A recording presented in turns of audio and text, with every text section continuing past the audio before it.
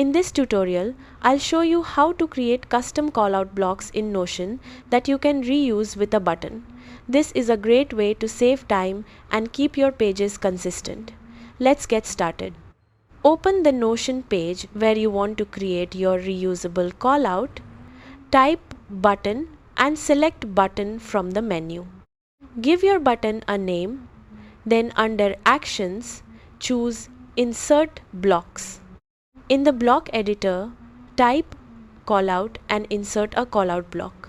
Customize it by adding an icon, choosing a background color, and entering any default text you want, such as a reminder, note, or tip. You can also add additional content inside the callout, including checklists, images, links, code blocks, or any other Notion blocks you use regularly. When you're finished, click Done to save the button. Now, whenever you click the button, Notion will automatically insert a new copy of your custom callout block with all of your formatting already applied. That's how to create custom callout blocks in Notion. Thanks for watching.